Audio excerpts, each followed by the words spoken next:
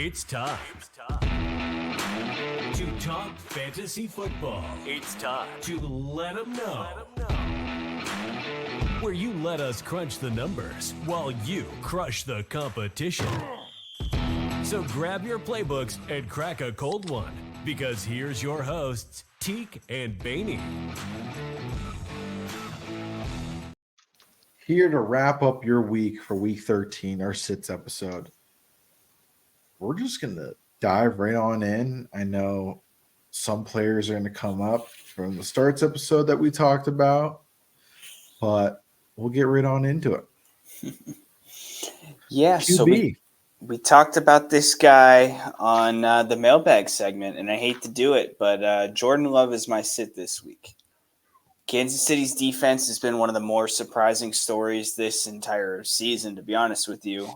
Very optimistic, opportunistic, a lot of turnovers and sacks. Jordan Love lit it up these last 2 weeks. However, he faced the Chargers and the Lions secondary. This Kansas City defense is something different. You saw the Raiders kind of lit him up in the first half. They didn't do anything in the second half at all. I think this is a true test. If Jordan Love balls out, then yeah, Packers are going to be talking playoffs. You're going to be loving this young talent. I don't think you're going to find a bigger Jaden Reed fan than me. I'm sitting Jordan Love this week. I can't start him confidently against this Chiefs defense. So, Baney, if Jordan Love balls out, you have to do your sit next week wearing this. Deal? We can work something out. All right, you guys heard it. He's going to be rocking this. Deep dives. Like you said, that is a tough matchup. He's at home, though, in Lambeau. I think he might be able to squeak a couple touchdowns out, but tough matchup, so not a bad sit at all. Maybe might do a DFS lineup just because I want to toot my own horn a little bit with this, but definitely don't start him in your leagues. Go a different route. So, Teak? Yeah, we got into it on the mailbag segment about him. I think this is going to be a tough week for him as well. But after that, it's smooth sailing, it looks like, for him against defenses. So he can really solidify him being in the top 10 for QBs. It's green light the rest of the year for sure, just not this week. Dimitri, if they could sneak out this win, you're in the playoffs. So that's big shoes. Tough test, but I'll jump right into mine. So we talk about this guy a lot, it seems. He just always ends up on the list. I know I do. I talk about him probably 4 or 5 times already this year. I'm sitting Geno Smith against the Cowboys. So Cowboys have been allowing less than 200 yards per game to opposing quarterbacks. This pass rush is going to apply the heat to him. Geno, I know he's been sore and banged up these past couple games. I think he's just going to get more sore. Micah Parsons going to lay some licks on him. Very difficult matchup against this Cowboys defense. So I'm Geno, I'm sorry. I've been rooting for you all year. I got to sit you this week. So let me, Baney, maybe he can defend you a little bit this week. Baney?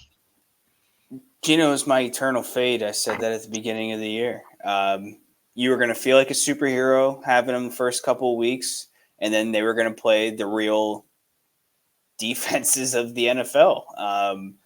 And it's happening in full force. And at the end of the year last year, we saw when the wheels fell off, when it was playoff season for fantasy, when it was the money weeks, as we call them, he was a turnover machine, sacked a lot. And yeah, that's exactly what we're seeing right now. He's turned into a pumpkin. And yeah, you hate to see it. Well, I don't, but I just, sit Geno. There's got to be more value somewhere else, especially I don't know. There's bye weeks this week. There's going to be somebody on the waiver wire that's going to contribute in a better way than Geno is going to this week. Yeah, I agree. He's my sit as well. He's sitting at QB number 20 right now. Seems like he did a complete 180 from last year. He was darling child, and now it's rough sailing for this guy. hopefully he can turn around, but it's hard with that schedule coming up. It's the playmakers too. I've been rooting for you, Gino. Yeah, they all around too. I mean, even the running backs. I know Walker's hurt right now, but still, he's questionable to return this week, and we'll see, man. I mean, he does have the weapons. And Beatty hopes we're wrong. So just so you guys know, so he wants those cowgirls to lose. Dude, he's going to be in a body bag. I don't. It's what Dallas does. Dallas beats up on bad teams. I think Seattle's a bad team. I'll be on record saying it. I don't. But they haven't beat a winning team yet, and they are a winning team. I don't know. Thursday games are weird, man. Who knows? Gino might go for 300 yards and 3 touchdowns. DK's Moss and everybody. However, I bet there's another Deron Bland pick 6 this game. I'll go on the record saying that. I wish DK was a Falcon. I really do. With a different QB. You want to know a fun fact? Deron Bland right now, if you put him in a full PPR setting, he is a half point behind Jonnu Smith this year. That's insane.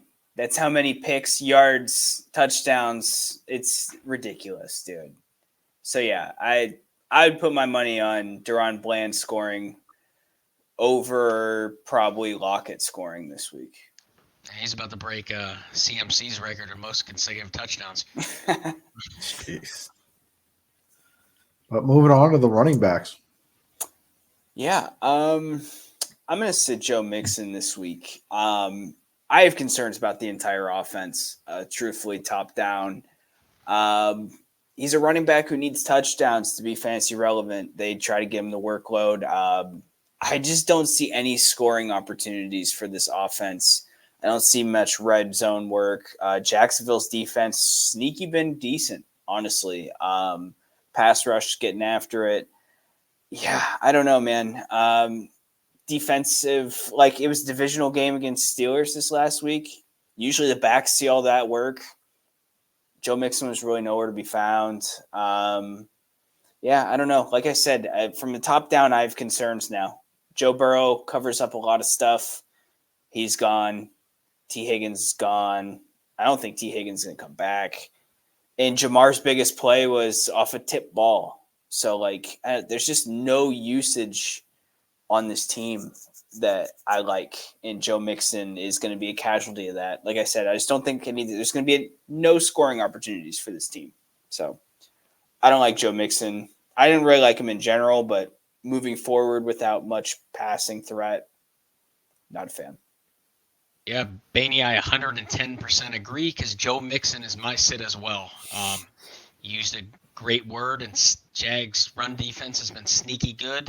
A couple stats for you. They are only allowing 50 yards per game on the ground to opposing running backs, and that brings them to the third least in fantasy points allowed.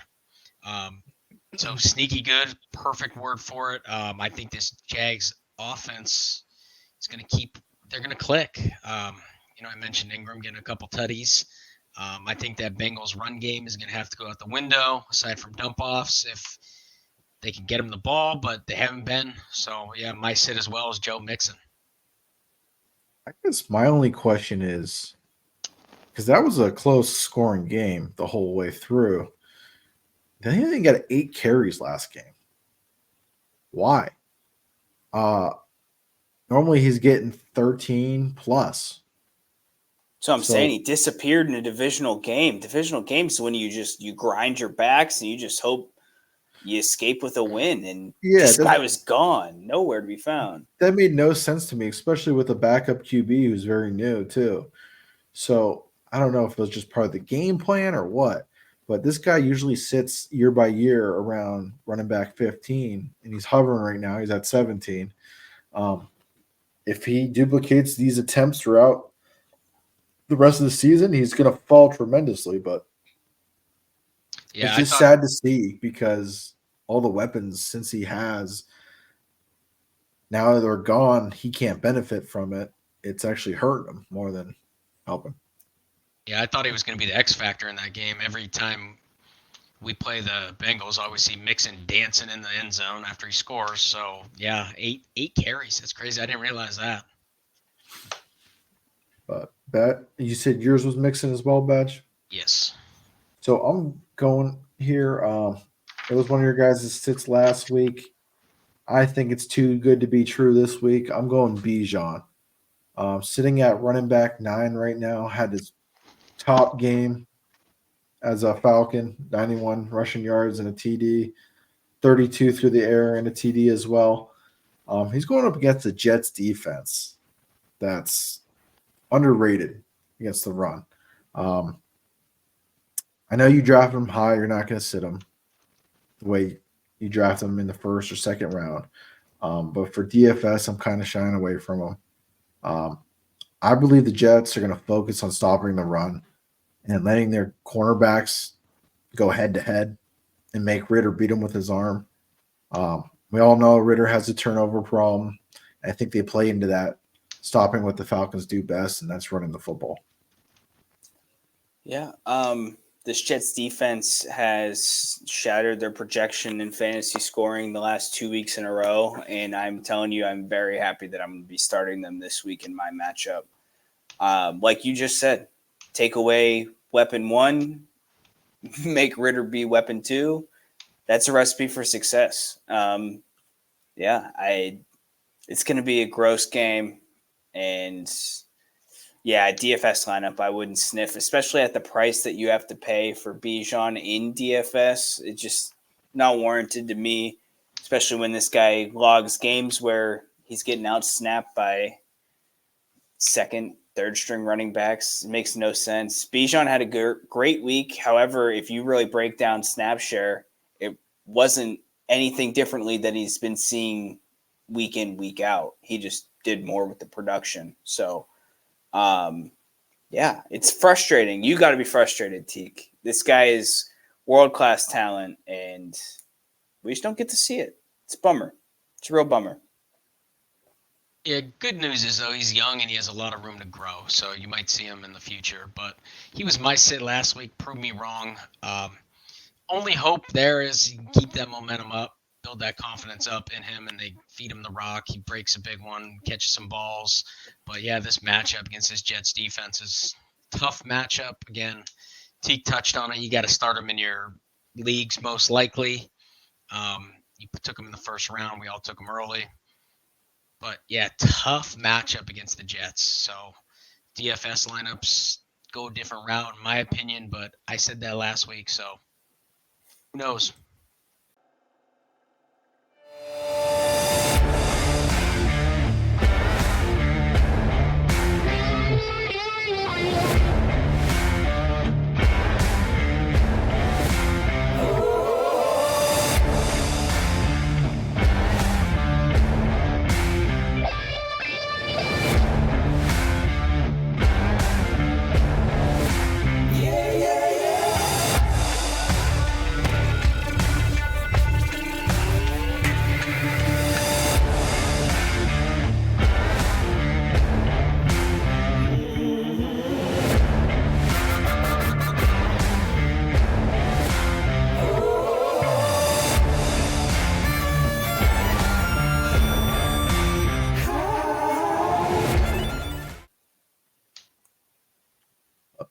Moving on here with the wide receivers.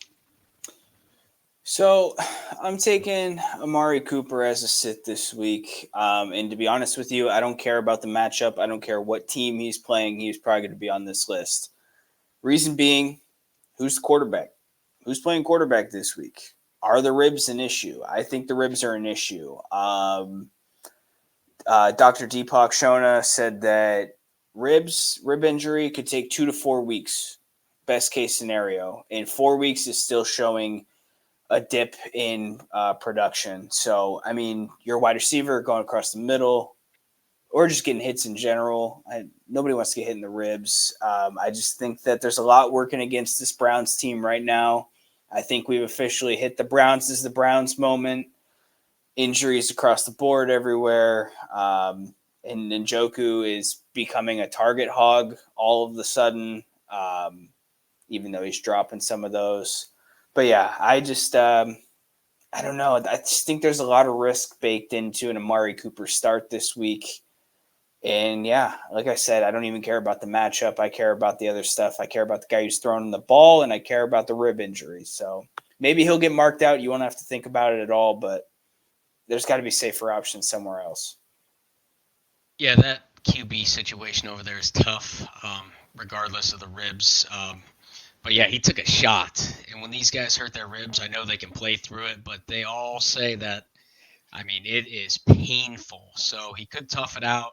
Again, that QB situation is tough. DTR might not play. Means we got Walker. So I expect them to try to run Joe the ball. Flacco. Joe Flacco's over there. Who knows? They might call Teak. They might call me. Vaney might even get a call as well. We don't know. But right now, that QB situation, yeah, I don't trust Cooper, even if he is healthy. I know he's a playmaker, can make some catch and runs, put up some points here and there. But those ribs, that's a big concern to me. With that, combine that with that QB situation. So yeah, good sit as well. Teak. Yeah, I'm sitting him mostly because of that rib injury as well. Definitely going to fade him. I have no qualms about anything you guys said about it. So I'm on the same page. Like a book, baby. So jumping into mine. Sorry, Teak. I don't know if you'll agree or not, but I got to say your boy Drake London this week against the Jets. So the Jets. Off and off. There you go. Hey, I'm trying to get some momentum built for you. You guys are in the playoffs right now, so this is why I sat him, because it's reverse psychology for Teak. But really, it was just the matchup. The Jets are allowing the least amount of fantasy points to wide receiver this season. I think Teak's not sold on Ritter. I'm not sold on Ritter. He just turns the ball over too much. This Jets defense is very good. It's such a waste of a defense. Sauce and company. I can't start Drake London this week. So, Vaney, tell me how you feel before we get it to the Falcons fan who watches every game. Well, like we just said with Bijan, there could be a world where they force this offense to throw the ball.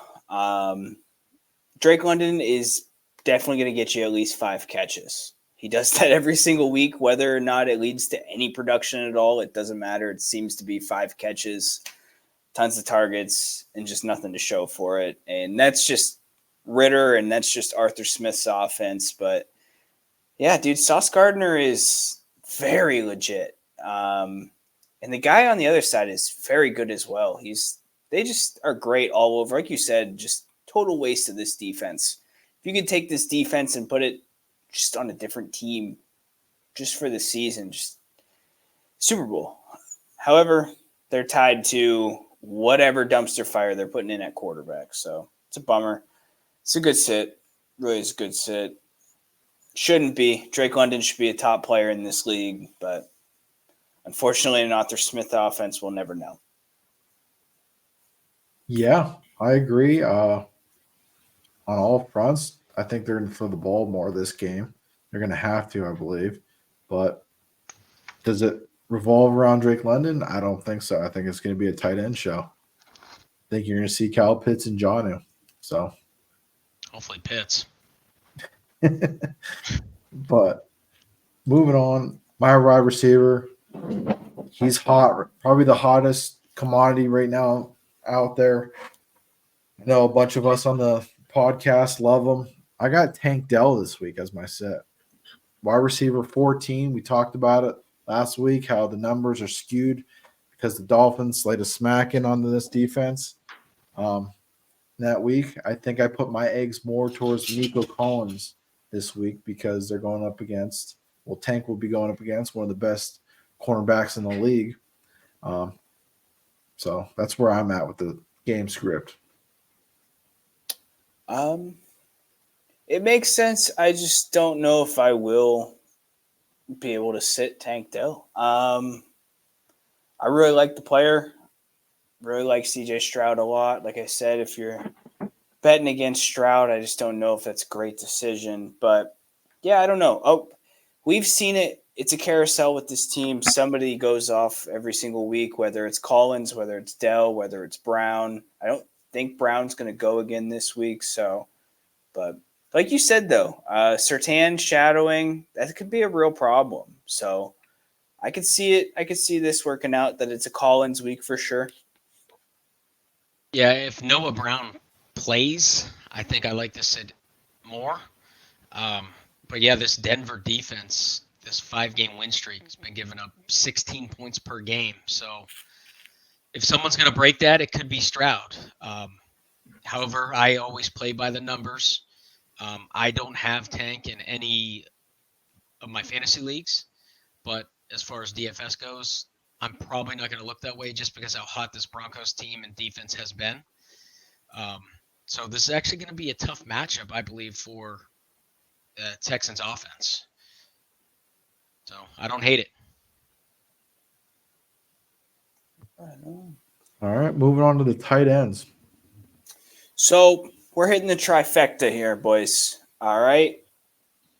The Atlanta Falcons are going to absolutely pop off this week because I'm sitting Kyle Pitts. So reverse psychology, we've hit on every position except for Ritter. I think Ritter's an eternal fade. We don't need to put him on the list every week.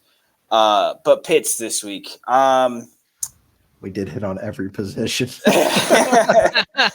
It's just a bet on talent, and the talent I'm betting on is the Jets defense. They're just elite, man. It's just, God, they are Thanos. They are inevitable. But I don't know, man. Pitts just doesn't even feel like he's on this team. Like, it doesn't feel like he suits up every week and plays. And it's just such a bummer because it's incredible talent. Like I said, just like Drake London, this guy should be cream of the crop, top of the league in every single way. And they just don't utilize him. And it's so annoying.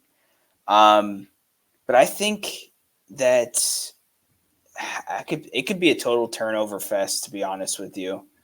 Even if they do target these guys, it's not promised that the ball is going to get there.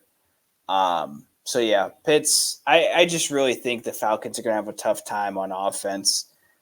Younghoe Koo, that's your start. Start Younghoe Koo, the kicker.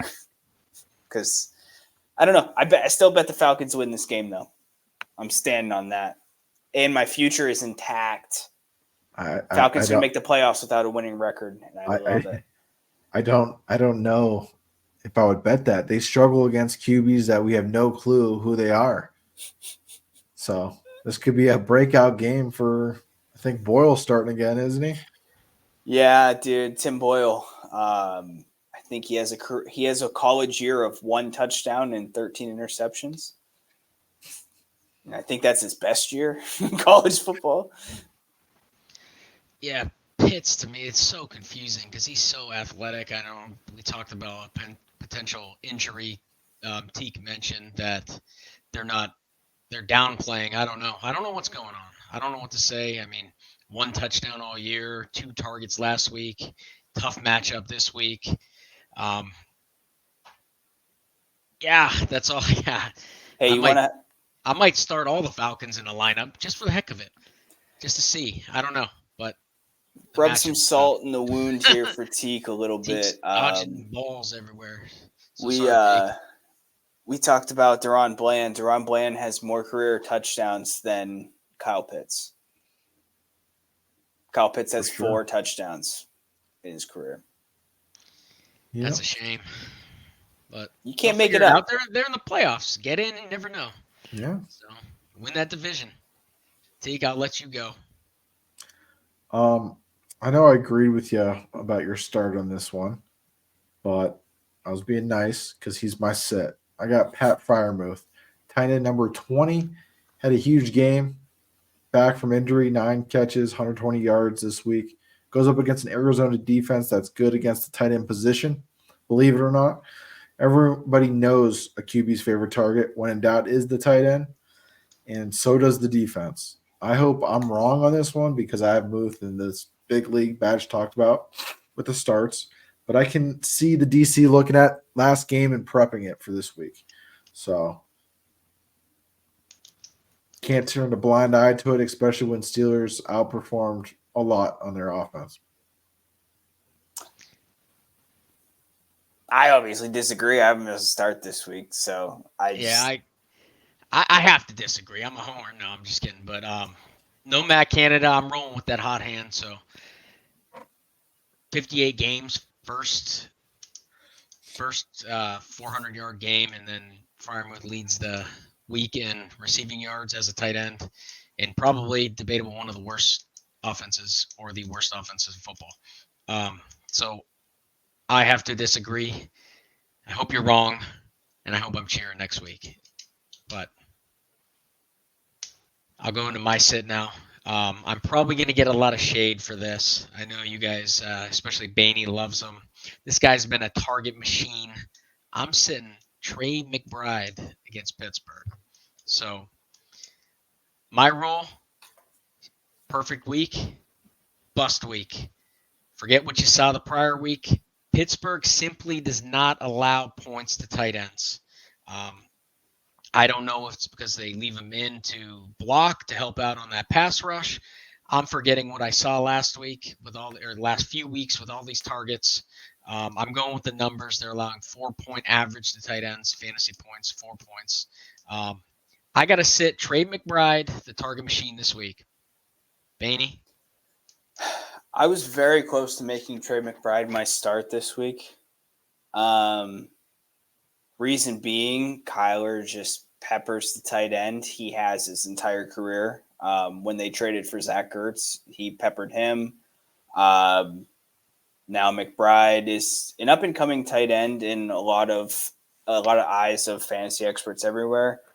But all that being said, Kyler does spread the ball around like he does. Dortch got a bunch of targets this last week. I know Hollywood had a decent game. Rondell had 9 or 8 targets 2 weeks before that. So I could see them, like you said, man. You gotta block Watt somehow. So if they're using tight ends to chip, that would probably skew that stat. But yeah, I could see it being a sit if that's the case. If they have to use him in that role, I still just cannot forget how many passing yards and fantasy points the Steelers secondary has allowed this year, though. It's kind of hard for me to overlook. But your logic, different way to think about it, for sure. If Clayton Tune was in, I would agree with you. Kyler's a different animal. I can't get away from the targets. That's a huge thing for me, especially at the tight end position, where you get, 10 points you're excited for a tight end? He's projected 8. So it's a tough. Yeah, you don't want 8 points out of your tight end. You want more, obviously. But, man, if we were doing this little game we're playing, that's a tough pick, Badge. I'm going bold. The only thing that worries me with sitting him is if Kyler's ability to move around and make busted plays happen. McBride could find some space, but I'm going with the 4 points average all year to tight ends. Boys, I got a question for you. I seem to have this dilemma every single week, and I text you about it every single week. So I have Tua versus Washington, or I have Kyler versus the Steelers defense. What do I do? I think you got to go Tua. It's just so hard. Tua, as good as he is, just does not produce fantasy valuable weeks. It's so frustrating. I'm looking at it. About every Steelers game has hit under. So that's my only thing. But Kyler's a scrappy dude. Sometimes we shut Lamar down. But it's got rushing touchdown in 3 straight games. It's just so hard to go. I like Tua as well. Yeah. This week. So if I lose this week, it's on you guys. I'll take it. I'll take the blame. I'll take the L. I'll take that. Yeah, and then Minka coming back too. I mean, that's going to make it a little harder on him. I know Kyler can move around and make stuff happen, but I don't know. I like Tua's matchup a lot this week against that secondary. But, Badge, why don't you take us out here? All right, guys. We appreciate all of you tuning in every week in and week out. Now, do us a favor. Go hit that subscribe button. gain access to all of our amenities, including our Discord. It's in the link. Hit subscribe. You're going to get access to that. We went 9-1 in bets last week. Teak and Baney coming in hot. Absolutely killed it. You would have got all that and more, and you would have made some money. So we appreciate you. Give us some love. Hit subscribe. Join the movement. Follow the YouTube. Let them know podcast. That's all I got. Love you guys. Thank you for listening to another episode I of got the Let 'Em Know Fantasy Football Podcast. Join our community and follow us on all socials, or keep up with the episodes on YouTube, Spotify, or Apple Podcasts.